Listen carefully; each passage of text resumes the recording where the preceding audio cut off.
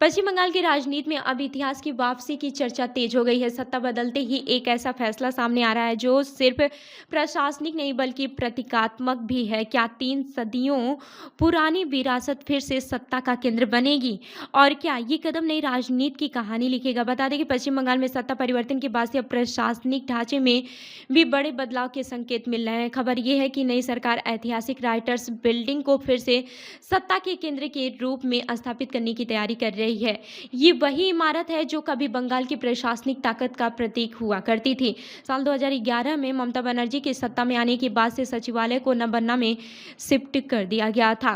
उस समय writers building को मरम्मत के नाम पर प्रशासनिक गतिविधियों से अलग कर दिया गया था, लेकिन अब हालात बदलते नजर आ रहे हैं। सूत्रों के अनुसार सरकार इन ऐतिहासिक इमारत को पुनर्जीवित करने की दिशा में काम शुरू कर चुकी है। लोक निर्माण विभाग द्वारा इसकी स्थिति का आकलन किया जा रहा है और शुरुआती साफ सफाई भी शुरू हो चुकी है। योजना है कि शुरुआत में मुख्यमंत्री कार्यालय और कुछ प्रमुख विभागों को यहां शिफ्ट किया जाए। राइटर्स बिल्डिंग का इतिहास बेहद समृद्ध रहा है। सन 1977 में इसका डिजाइन तैयार किया गया था और ये कभी ईस्ट इंडिया कंपनी का मुख्यालय हुआ करता था। बाद में आज़ादी के बाद इसे बंगाल सरकार के सचिवालय के रूप में इस्तेमाल किया गया। ये इमारत न सिर्फ प्रशासनिक बल्कि सांस्कृतिक और राजनीतिक दृष्टि से भी बेहद महत्वपूर्ण रही है। विशेषज्ञ मानते हैं कि ये कदम सिर्फ बल्कि एक राजनीतिक रणनीति का भी हिस्सा है।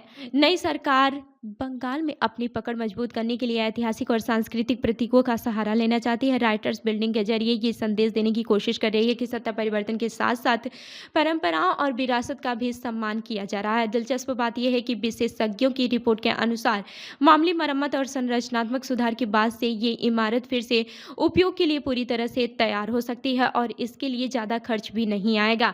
अब देखना होगा कि क्या ये ऐतिहासिक इमारत एक बार फिर बंगाल की सत्ता का केंद्र बनती है या सिर्फ एक रणनीतिक चर्चा बनकर रह जाती है। क्या आपको लगता है कि इतिहास और विरासत को फिर से सत्ता से जोड़ना सही कदम है? अपनी राय हमें कमेंट करके जरूर बताएं। मिलते हैं अगली खबर में, तब तक के लिए देखते रहिए सुदर्शन भारत न्यूज़। धन्यवाद।